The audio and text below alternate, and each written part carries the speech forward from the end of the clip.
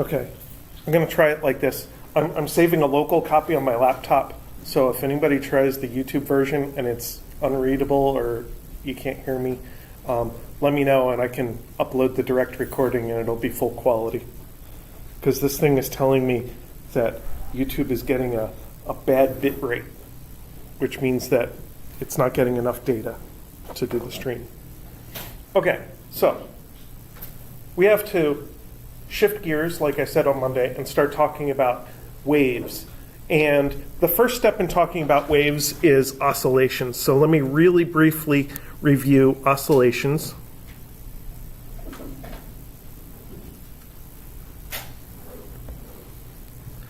And oscillations have kind of two aspects that we deal with.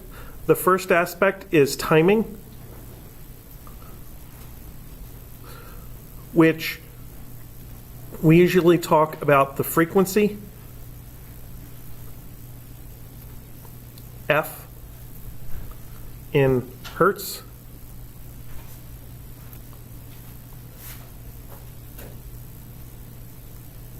And that is the number of oscillations, actually I'm going to call them cycles, per second. So when something oscillates, we can talk about how much time an oscillation takes, or we can talk about how rapidly the oscillations occur. And that's this part of an oscillation. And this is determined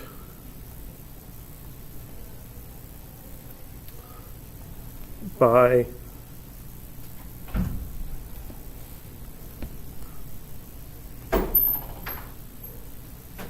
the objects or the materials involved in the oscillation, for the most part. It could be determined by a driving force. For instance, I could make something oscillate.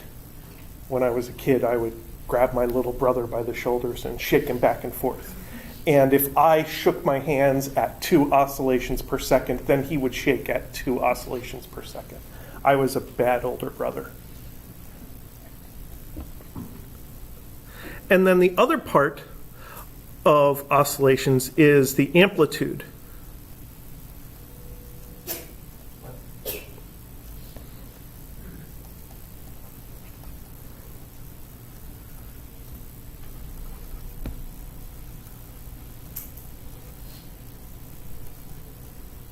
Which is kind of the strength of the oscillation.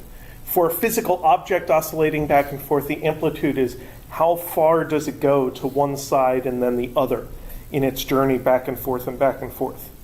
And amplitude is measured from the middle to the extreme. We talked about AC voltages, and AC voltages are an oscillation not of a physical object but of electricity. And the amplitude of an AC voltage was measured from the middle of the sine wave to the top, or from the middle of the sine wave to the bottom. So now we want to talk about waves.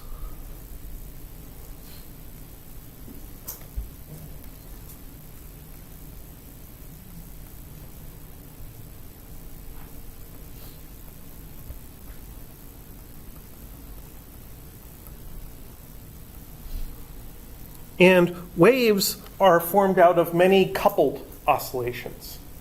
And mathematicians and physicists use this term coupled to describe things that are somehow attached to each other or joined together in the same way that we talk about human couples. So what's important to realize with waves is I should be typing this instead of writing it, because I can type faster than I can write anyway, and I don't have to watch what I'm doing.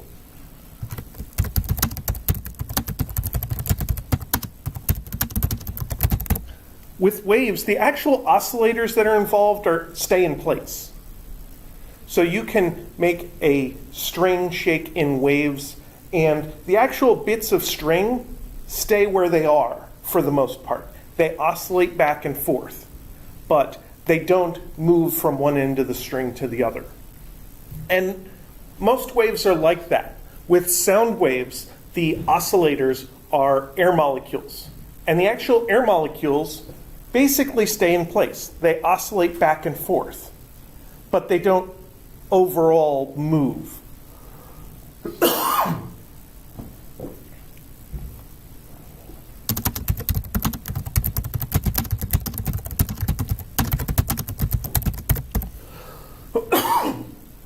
On average, the oscillators don't move. Apparently, I'm not perfect yet.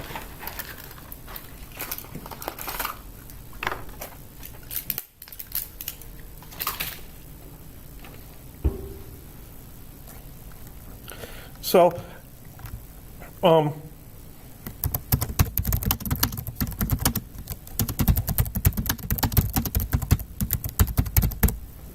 with waves, there is motion involved of a disturbance. You disturb one part of the object, and it makes the next part also oscillate, which makes the next part also oscillate, and so on and so on. So there is a velocity involved.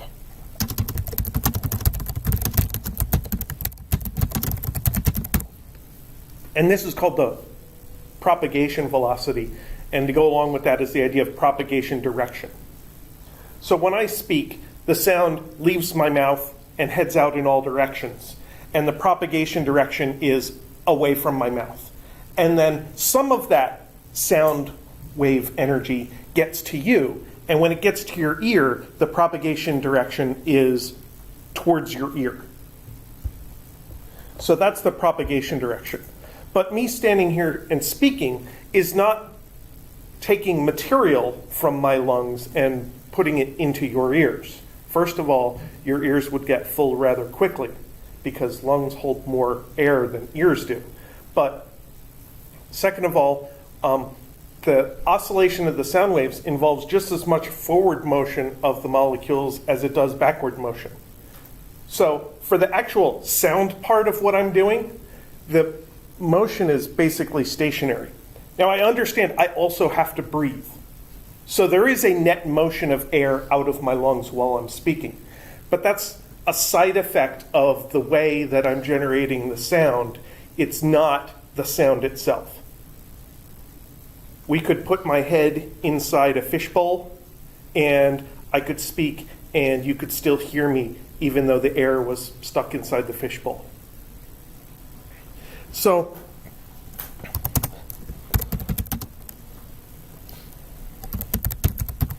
there are a bunch of good graphics of various kinds of waves. And those are the keywords to Google. And I'm going to do that right now so that I can point at them and talk to you about them. So this guy, Professor Dan Russell, is a professor at Penn State University. And he has lots and lots of little web pages about waves. And many of them have graphics. And what I want to look at is this page on longitudinal and transverse waves. So first, longitudinal wave motion, which is what this is a picture of. So this is like a room or a hallway or something like that. And at one end, the wall is moving in and out and in and out. That's what a speaker does. So when you're wearing earbuds and you're listening to music, there's a little wall inside the earbud that's moving in and out and in and out.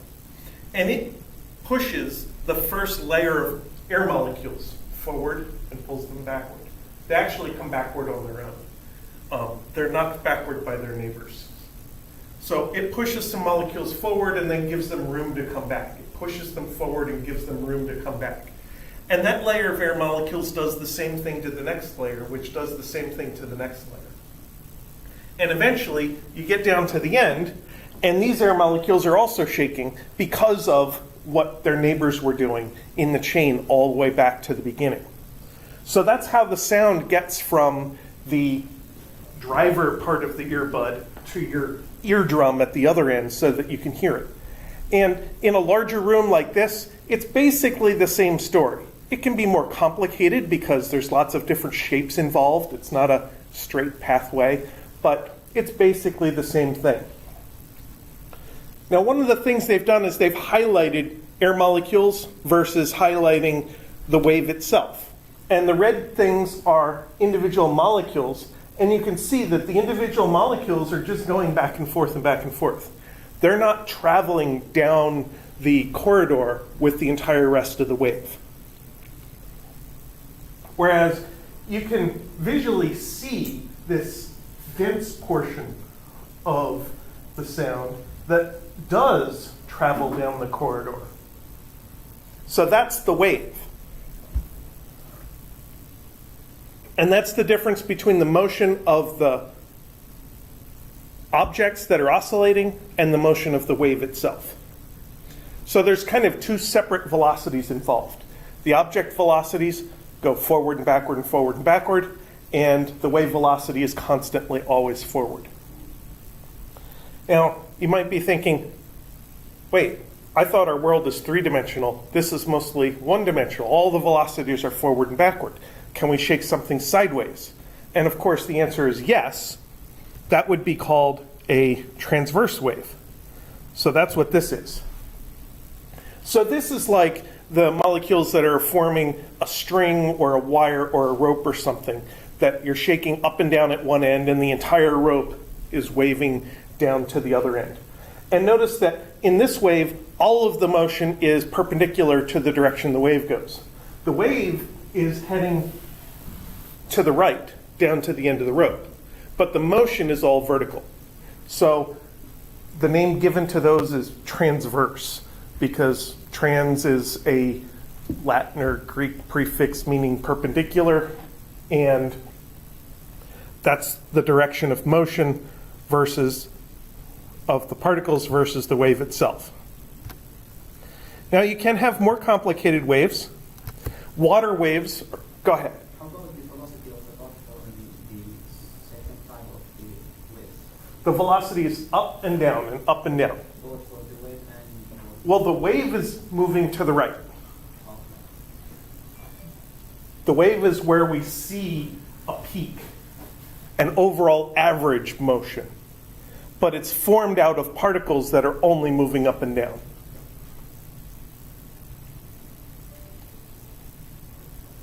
Now, water waves are more complicated. Water waves actually involve a combination of the two motions. So he has a nice drawing of water waves too.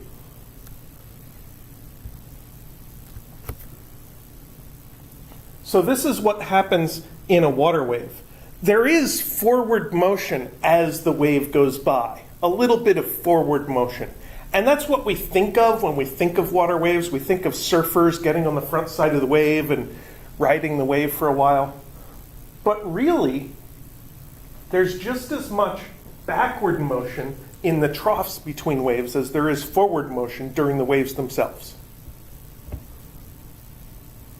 And as you go deeper into the water, you find less and less disturbance. So for fish and whales and stuff that are down there, they don't feel the waves that are on the surface unless they're really big waves. I believe that the depth of the disturbance is related to the wavelength from one peak to the next. So for the little waves that you see on the bay on a nice day or on a pond, they hardly penetrate into the water at all. And the fish are just like, okay, there's this shimmering sky up there. Whereas big tsunami type waves and stuff like that, they may actually reach a couple hundred feet underwater. Now with these water waves, the peak kind of moves forward a little bit and the trough moves backward a little bit. And there's this cyclic motion that looks like a wheel that's turning forward. There's one more combination of forward, backward, and up and down. If the cycle isn't going forward, it's rotating backward. And there is a kind of wave that does that. And that is this kind of wave called a Rayleigh surface wave, where the forward-backward motion and the up and down motion are phased so that the circle kind of goes backwards. And this is the kind of wave formed by a flexible, solid material that has a wave traveling down it, such as the Earth when an earthquake happens, such as the top of a bowl of Jell-O if you tap on the surface and make the Jell-O shake around, or somebody punching their own gut or something like that. So it's a solid but flexible material that's carrying the wave. And this kind of wave happens on the surface, where there's air above it or something like that. This is actually a fairly destructive form of earthquake waves, because at the top of the motion, we kind of have less normal force. So when you lift something up and then kind of let go, there's less force at the top. And that means there's less available friction force. And at just the moment when there's less friction force available, there's sideways motion. So it's like it's picking stuff up and dropping it and moving the ground while the objects are up in the air. And our buildings and stuff don't generally like that, especially concrete buildings. So, where is the direction of the wave? All these waves are going to the right, But the particles look like they're, but the particles are going in circles. okay. But are they going in, it looks like it's going in the opposite direction. It's going almost in a backward circle, yeah. So they're technically like almost going in opposite directions from each other. But there's, Well, yeah. at the bottom, the particle goes forward, Yeah, but but at the top, it goes backward. So the particle is staying right there on the gold circle. It's just oscillating. And that's every kind of wave, with an exception, acts like this, where the particles basically stay in place. So I really do like all of the pictures and stuff this guy has on his webpage. He's been teaching acoustics at Penn State for I don't know how long, but I've been pulling up his stuff from Penn State for many years. Maybe he's been doing this at Penn State since 1992. I don't think I found it back then because the web didn't exist yet. We started using the web in like 94. Yeah, sorry I'm old. But I've been using his images for probably around 10 years when teaching waves to intro physics students. And he has lots of different pictures of various things. I wonder what his pendulum page looks like.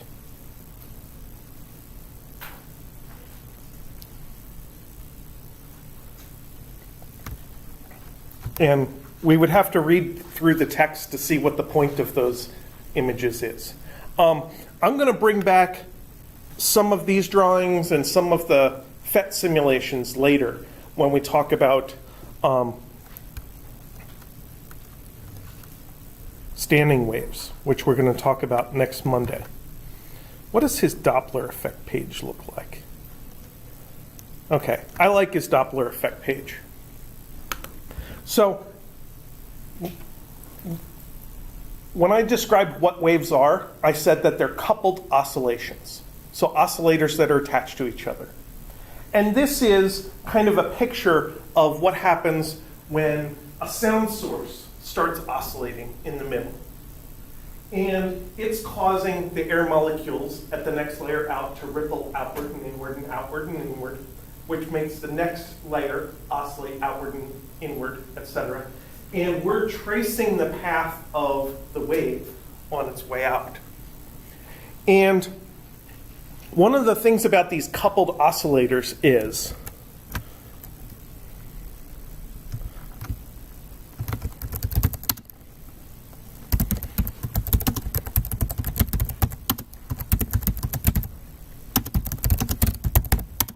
There's such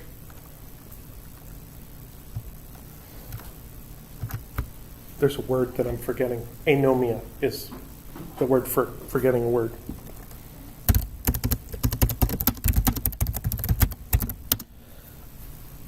Maybe it's racy terminology here, talking about coupled oscillators stimulating each other.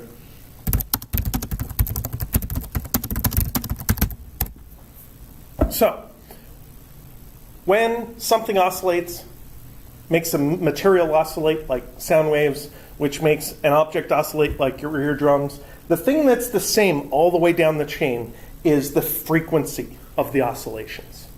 That gets caused by the original oscillation, which makes the frequency of the air equal to that, which makes the frequency of your eardrum equal to that.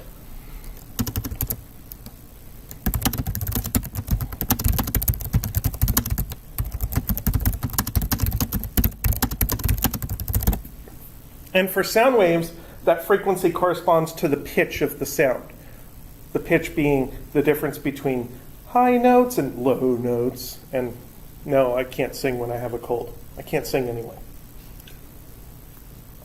So if you want to make an oscillator that makes a concert A that an orchestra would tune itself to, you'd build something that could create oscillations at 440 hertz, because that is basically the concert A frequency.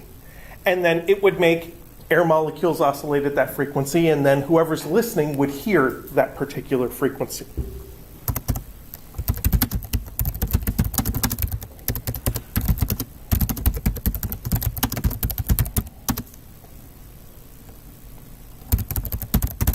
And the exception to that is the Doppler effect, and that's kind of what I want to talk about next.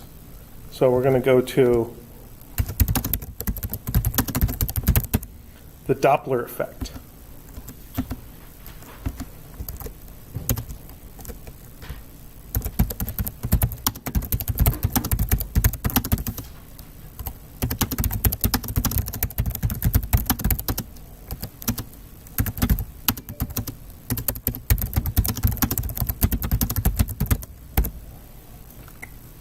So the Doppler effect is very specific.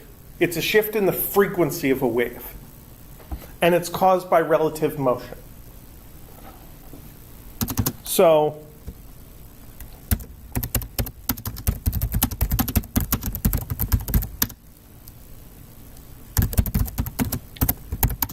there are two possible motions here.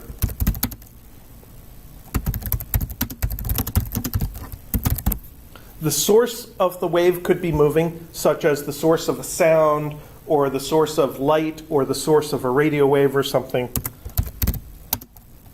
And the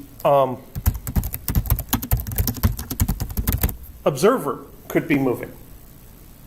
So the observer is the ear that's hearing the sound, the eye that is seeing the light, the microphone that is picking up the sound, the radio receiver that is picking up the radio signal.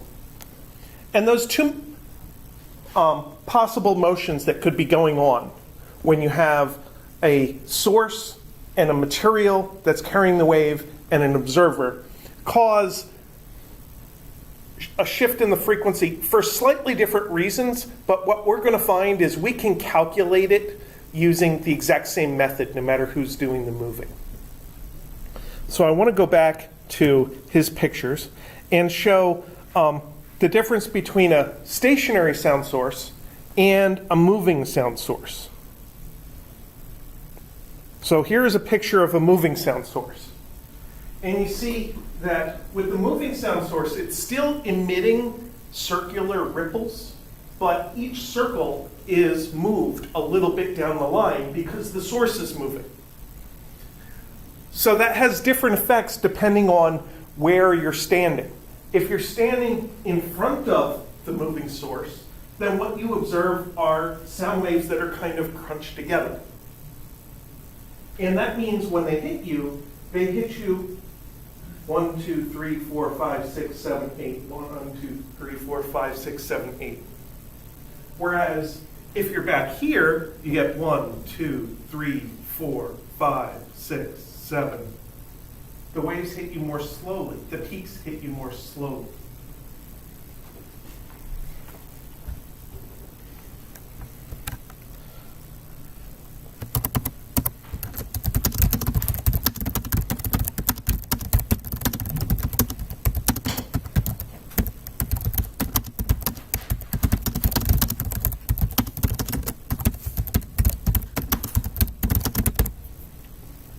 So when the source is moving, the actual waves get changed in frequency.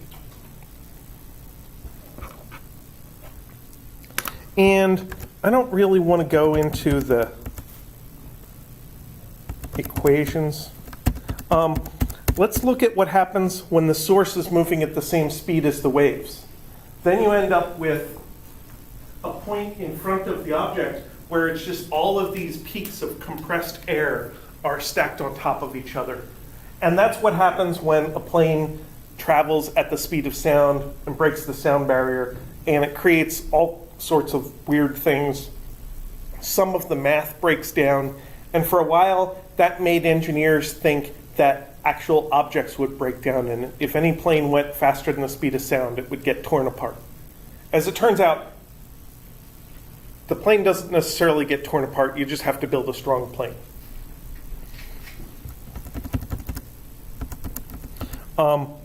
What would happen if you were moving faster than the source? Then you can arrive before the sound. And there's no problem with the math because the waves aren't really stacked on top of each other. I want to see, oh well, he doesn't have the picture for a moving observer. I think the Wikipedia article has the moving observer.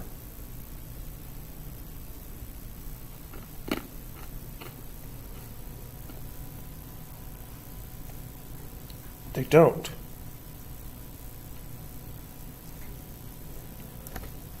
I'm going to have to do cartoony drawings.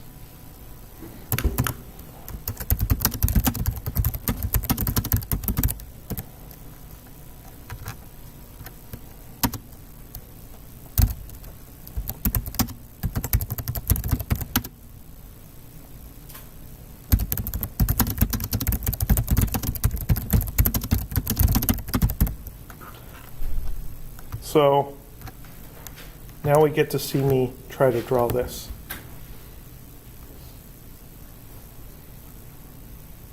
So here is a wave, and I'm going to draw a sine wave because I know how to draw a sine wave. And here is an observer moving toward the sound. So we're going to have the wave moving that way.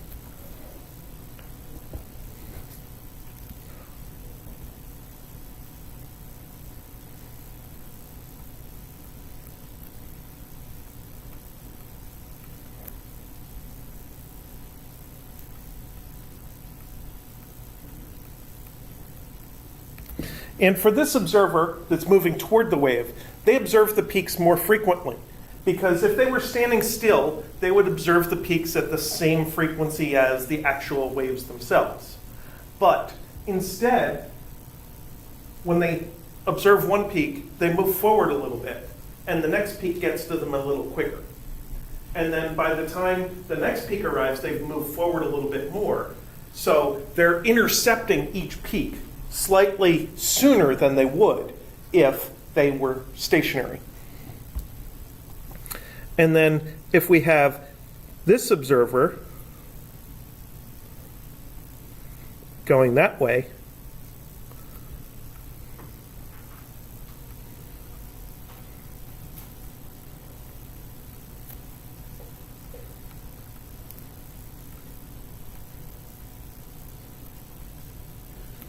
they observe the peaks less frequently because when one peak comes by, the next peak has to travel some extra distance before it gets to them.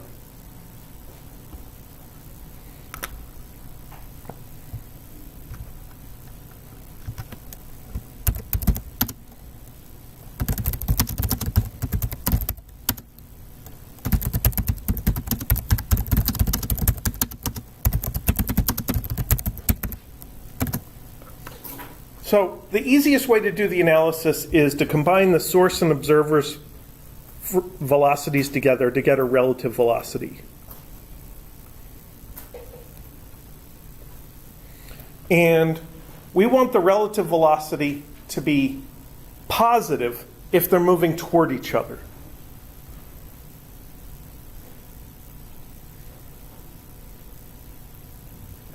So if V source is positive, that's a positive contribution to the relative velocity. But V observer would have to be moving to the left to be moving toward the source in our typical diagram. So V observer is negative. And relative velocities are subtractions of velocities. So it makes sense to talk about this as a difference of two velocities.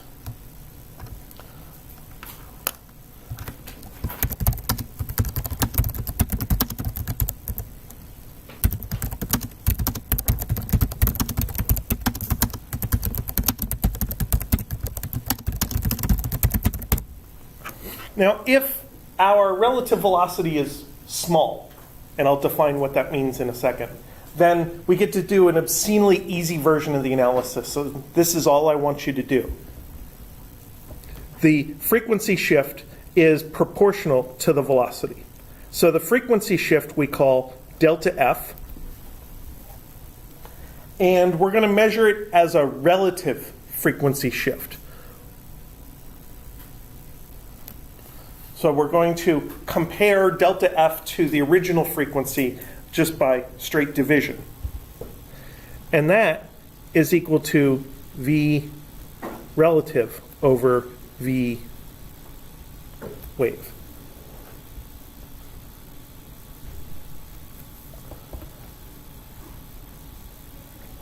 And as long as these fractions are less than around 10%, this method works pretty well.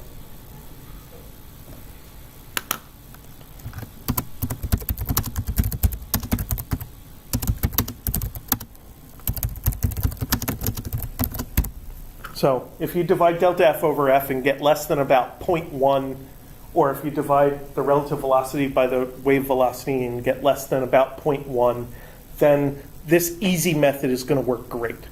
If not, there are more complicated versions of the equations in your book, and you can follow those. You won't have to use the more complicated versions on the final exam, I promise you. But you might have to use the more complicated versions to get WebAssign to accept your homework questions.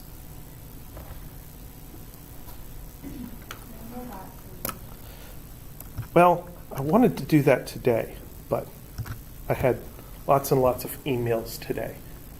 So I'm going to try to get your next homework assignment posted tomorrow. And it'll probably be due, it'll be about oscillations and waves and stuff, and it'll probably be due like before Thanksgiving, because I don't want you to wait until Thanksgiving to do it. If it's due after Thanksgiving, you won't even think about it this weekend. I want you to think about it this weekend. We do not have lab Thanksgiving week. That is correct. Yes. You have this week. Wait, you all have had lab already, right? Yeah. So you have lab next week, not Thanksgiving, and then the week after Thanksgiving, we do have a lab about optics. So you'll have 2 more labs, and that's it. Yeah. Okay. So,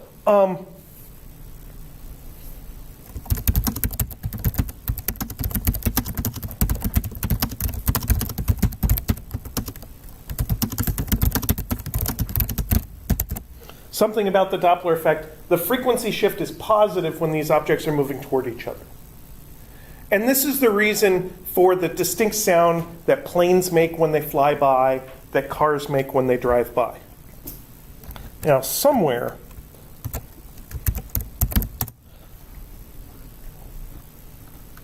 I have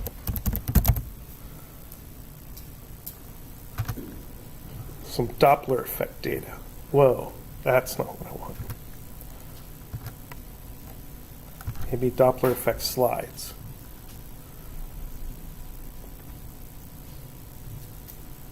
Come on, Google.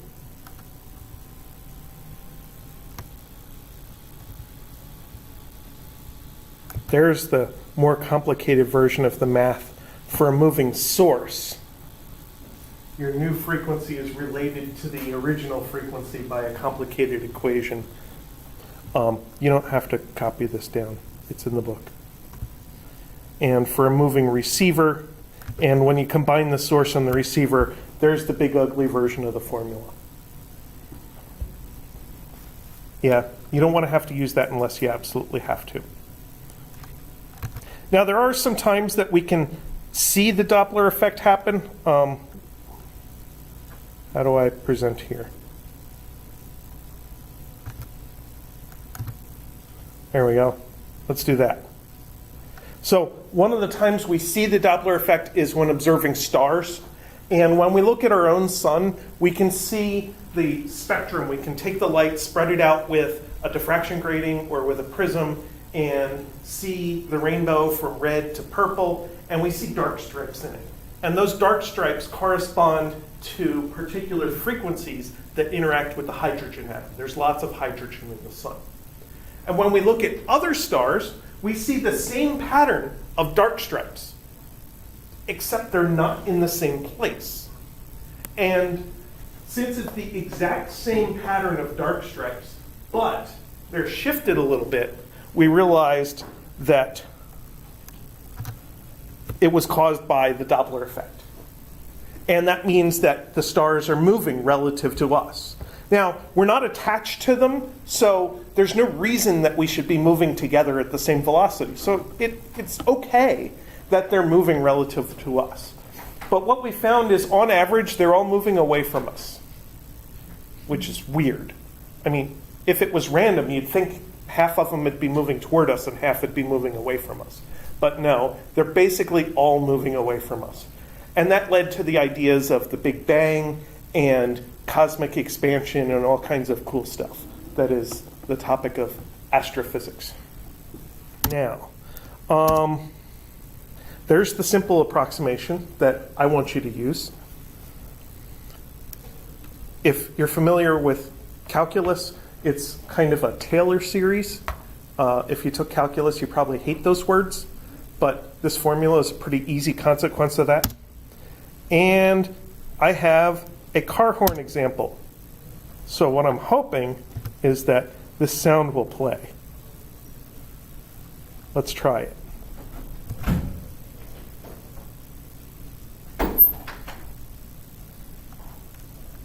It doesn't seem like it's trying to play.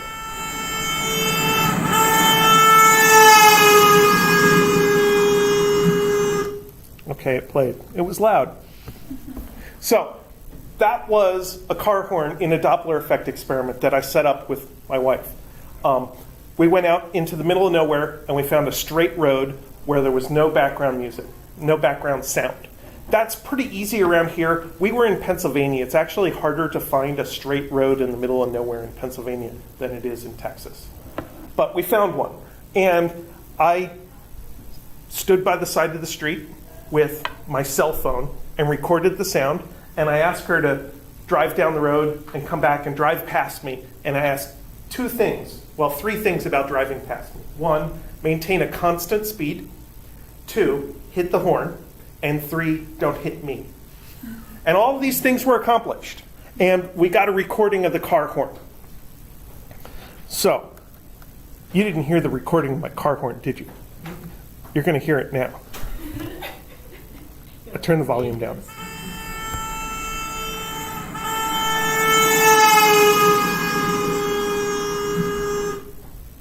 Okay, so you heard the sound. Now let's look at the sound. What do you think the frequency is going to look like if I graph it over time?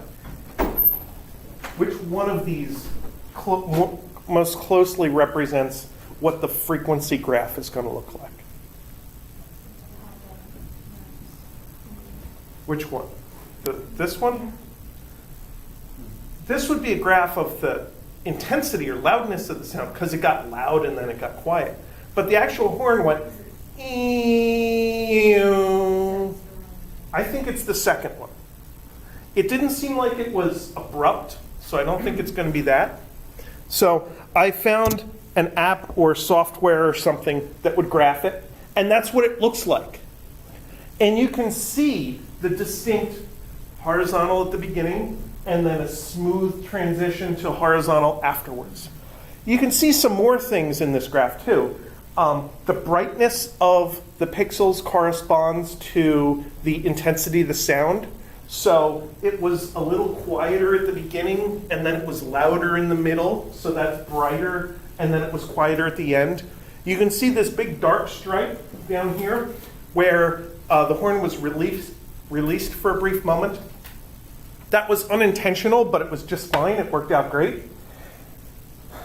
You can also see this ladder of lots and lots of different frequencies, not just one frequency.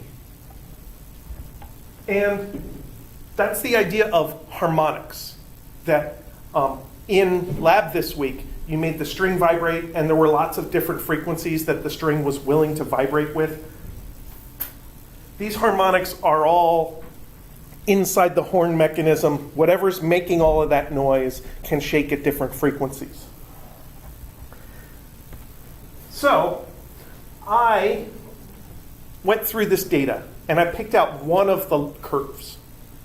And I started at 8 kilohertz, traced it down here, and found that it was at 7.2 kilohertz or something like that. So let's see what the calculation comes out with. I measured an initial frequency of 4897 hertz. And I traced it across and found a final frequency of 4513 hertz. So that is how high up in the graph was that line, and it shifted across to the middle. And I believe I took the average of those two quantities because while the car was heading toward me, the Doppler shift was upwards. And while the car was driving away, the Doppler shift was downwards. And our Doppler formula involves the original frequency, which is in the middle somewhere.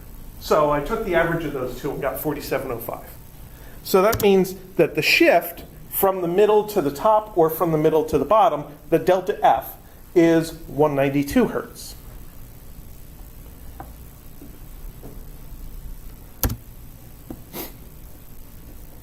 And then I used the Doppler effect formula to calculate the speed. And I think what I'm going to do is grab some of this and see if it pastes into OneNote.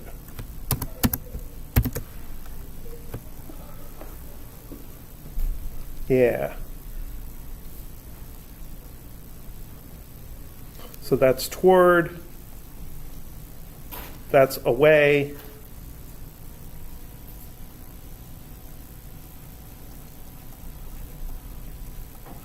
And that's the middle. And I use delta F over F original equals V relative over V wave. So I put 192 over 4705 is equal to V relative over, and I'm not sure what speed of sound I used. I'm a bad physics calculation person for not giving all of my data.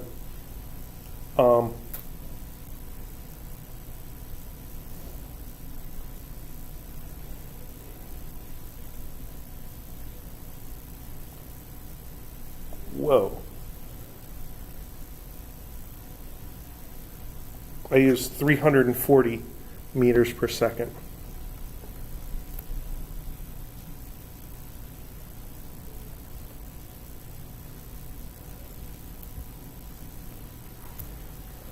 So that's what led to the V relative is equal to 13.9 meters per second. And then I converted that into regular units, American units, and got 31 miles an hour. And that is about the speed that the car was traveling. So this was kind of a scientific verification of the Doppler effect, and a nice example of a calculation you can do with the Doppler effect.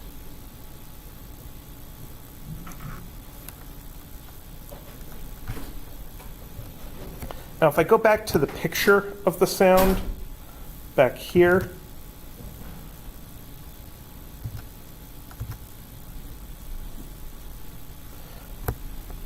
our Doppler effect formula says the delta F divided by F is this ratio of velocities, which means for bigger frequencies, you should see more of a shift, more delta F. Down here, you hardly see any frequency shift. But as you get up near the top, you can see kind of a rather large frequency shift. So the further up you go, the more frequency shift there is. And that's consistent with our nice, simple formula that we use to analyze this. So in this graph, whenever she was approaching you, but before she passed by, wouldn't the frequency be getting a little bit higher? No, because that entire time, the velocity was constant. The car was driving 30 miles an hour the whole time. So while the car's approaching, while it's far away, if you hear it, you're not hearing the original frequency, you're hearing a shifted frequency. You're already hearing a shifted frequency. And that frequency stays constant even as the object is moving towards you? Yes, yes. And it's not until the object is past 45 degrees where you actually start to notice that, hey, it's not moving toward me as much anymore. And as it's driving by, it's not moving toward me or away from me at the middle. And then now it's moving away, and now it's just plain moving away at constant velocity. So this curve is a nice mathematical shape that has to do with the change of the distance to the object. And at first, the object is consistently getting closer, then it reaches a minimum distance, and then it's consistently getting further away. And there's only one point at which you hear the exact same thing that the person in the vehicle hears. And that point is dead center. So that's why I had to do that part of the calculation here where I took the average of those two sounds, because in the middle of the graph it was kind of blurry, so I didn't want to try to take data from the middle. So I took data from the beginning and the end and just averaged them to find the middle frequency.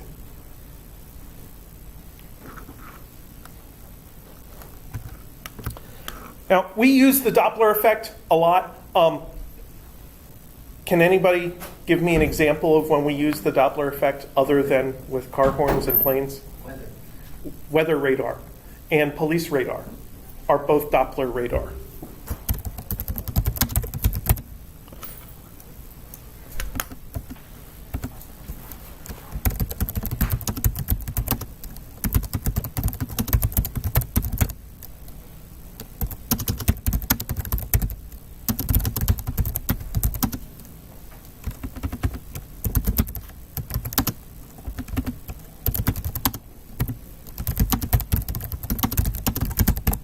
And in Doppler radar, the initial source and the final observer are actually the same. They're the same antenna.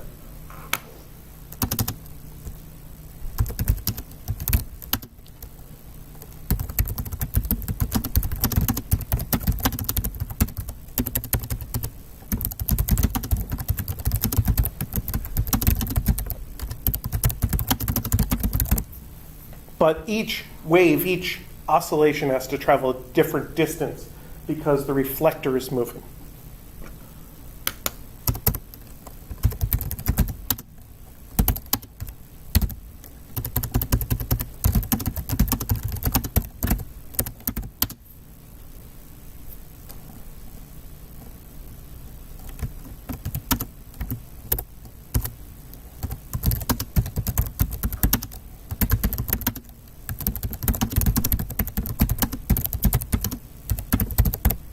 There's an easy way to account for this.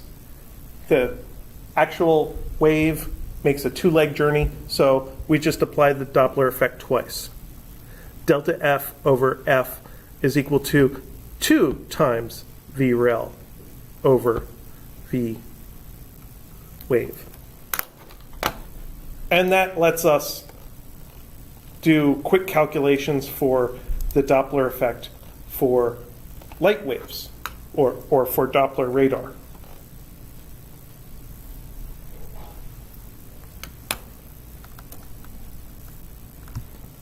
So you have to be slightly careful when doing Doppler effect analysis. If the source and observer are different places and the wave just makes one leg of a journey, you just apply the Doppler effect once. If there's a reflection and the wave comes back to the source, you apply it twice, and that's it.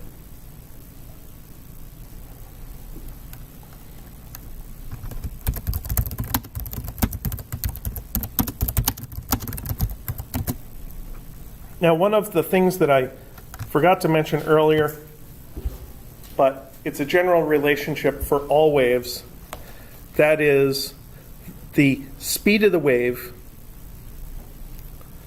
is equal to a special distance called lambda divided by a special time called capital T.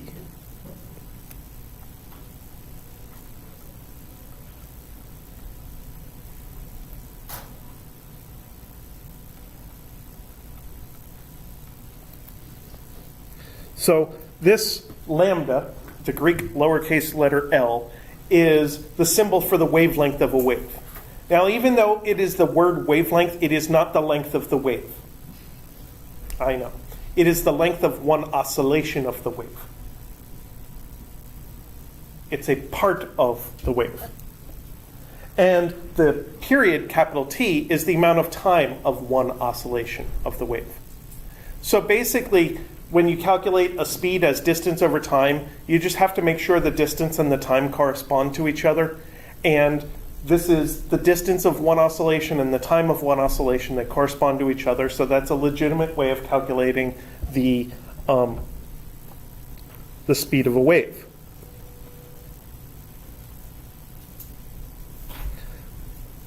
Our other quantity for timing, the frequency, is 1 over the period.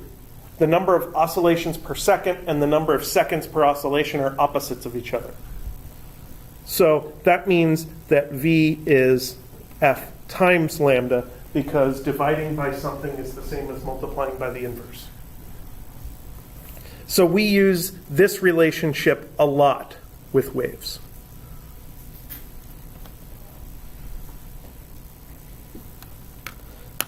And it gives us kind of a nice relationship between frequencies and wavelengths, because for a given wave, the different frequencies typically have the same velocity.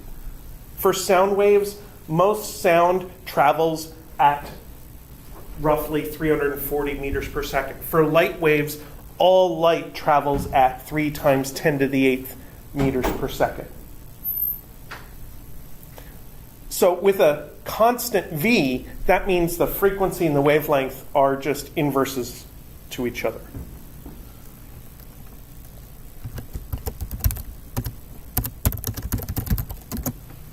So for sound waves, V is roughly 340 meters per second, and F is equal to 20,000 hertz. 20 hertz is the lowest frequencies you can hear. It almost doesn't sound like a sound. It sounds like a rumble instead of a regular sound.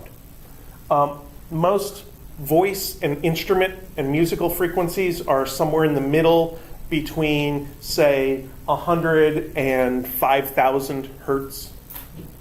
And then between 5,000 and 20,000 are the super high pitch frequencies. And as people get older, they lose the ability to hear these super high pitch frequencies. When I first started teaching this stuff, I could hear all the way to 20,000 hertz, no problem. Now I can hear to about 16,000 hertz, and then I cannot hear beyond that.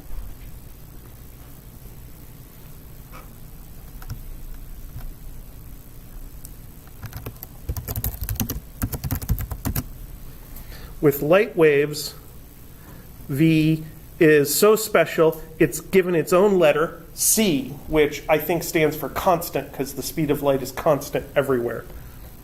It's roughly 3 times 10 to the 8th meters per second. It's actually defined as a value. It's an integer. It's 2997 blah, blah, blah, blah, blah, blah. And there's 9 digits total.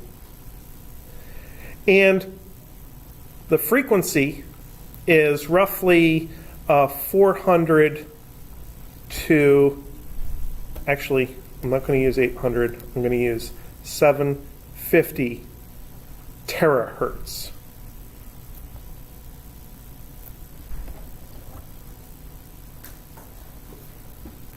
And I know hardly anybody remembers the gigantic SI prefixes. T is, tera is 10 to the 12th. Now, tera does not mean 10 to the 12th when you're talking about computer data, because the computer people have stolen our SI prefixes and used them with different meanings. But in science, it means 10 to the 12th.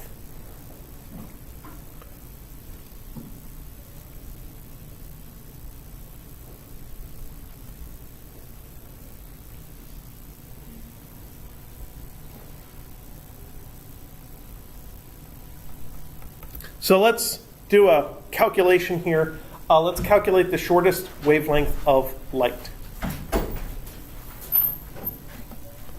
So this would be lambda violet.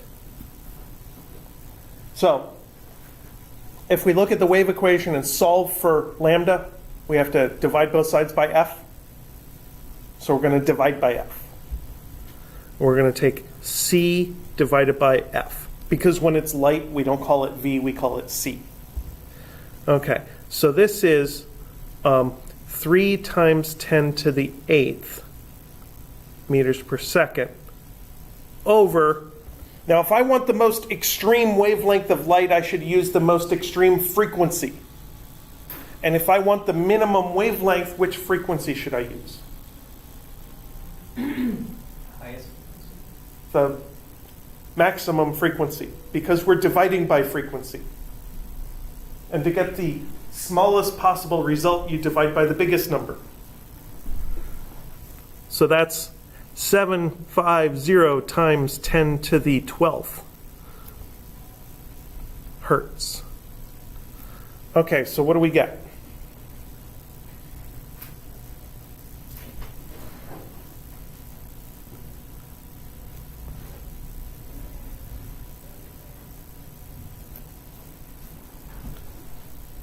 I know it's 4, and I know it's 10 times 10 to the negative.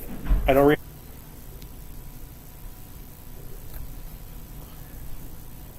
And if we convert that to be a number between 1 and 1,000 using an SI prefix, we would shift the power down 2 notches to be 10 to the minus 9th, which is nano. And when we shift the power of 10 down 2 notches, we have to shift the other part of the number called the mantissa up 2 notches, so it'd be 400 nanometers is the minimum frequency of, the minimum wavelength of light. And then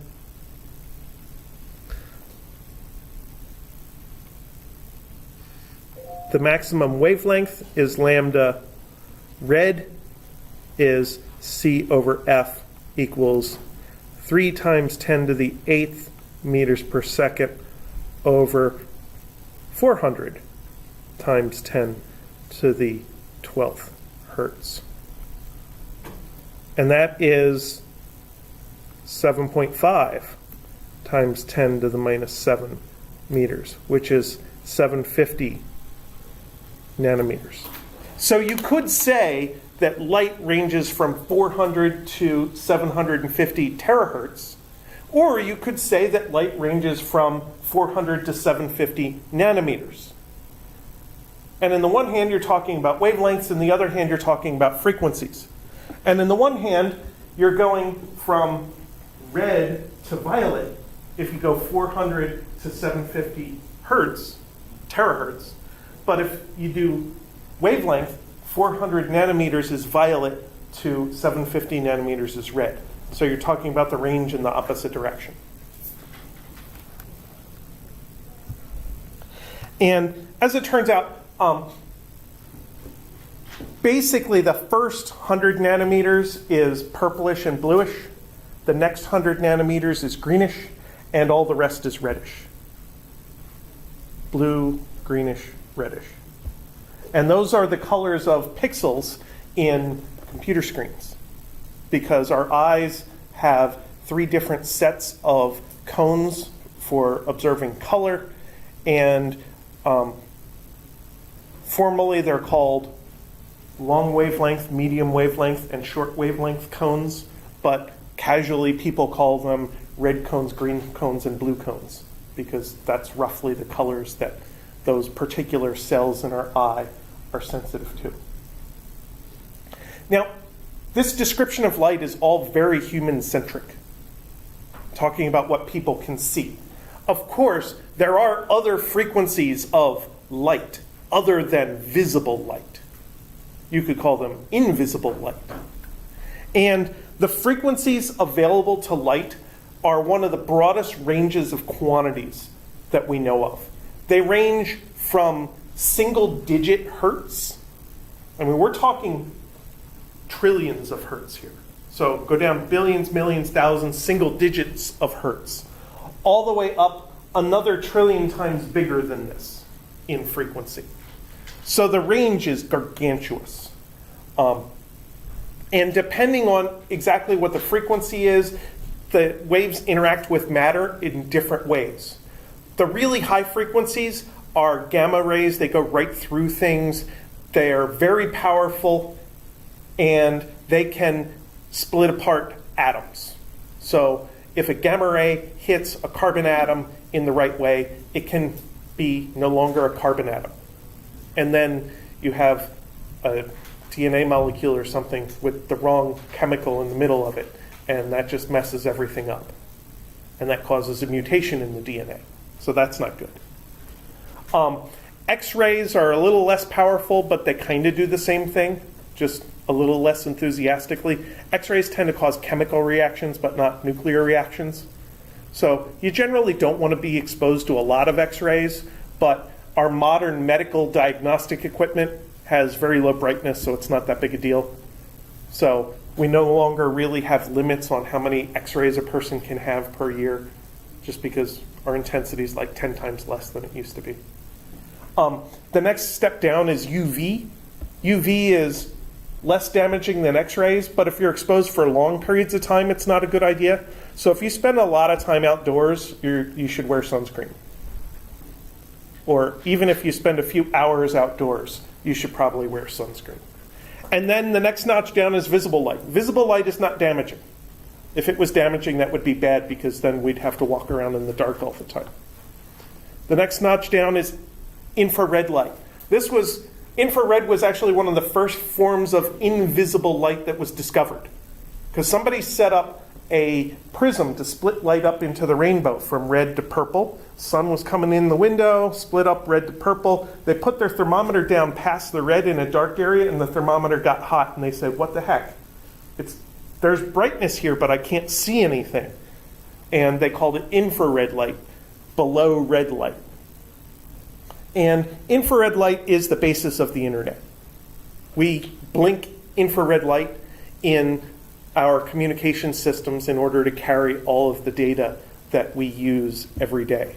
Beyond that is microwaves are slightly lower in frequency than infrared. Microwaves are good because they kind of match the vibrational frequencies of molecules. So we can use microwaves to shake stuff, and when stuff gets shaken, it gets hot. So we can expose something to microwaves and heat it up. We used to use microwaves for communications all the time, but now we've gotten good at using infrared instead, and we can get more data in infrared, so we like it better. And then below that is radio waves. Radio waves are what our cell phones use to remotely communicate. They tend to go through things fairly well. You can't get a super large amount of data on radio waves, but it's enough to serve a small area. And we have a lot of radio stations that have very powerful transmitters that serve a very large area, but then you have to space them out. So you can have the same radio station in Corpus Christi and in Dallas, and they won't really interfere with each other because they're far enough apart. But you couldn't have lots of them all over town. We have lots of cell phone towers all over town, and we do that by having the cell phone towers be less intense so that they're quieter, they don't interfere with each other. And our phones are naturally less intense because we don't want to use our battery that quick. So all of these things I mentioned, ranging from radio to microwaves to infrared, visible light, ultraviolet, X-rays, and gamma rays. After studying physics forever, you too can remember that list.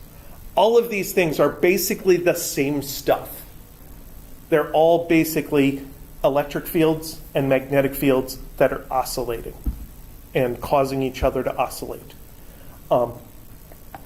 So we're going to do a couple more waves lessons next week on the Doppler effect, and then we'll start thinking about light and how we control waves. And that optics stuff is, I think, the fun part of our course. I think it's the easier part of our course.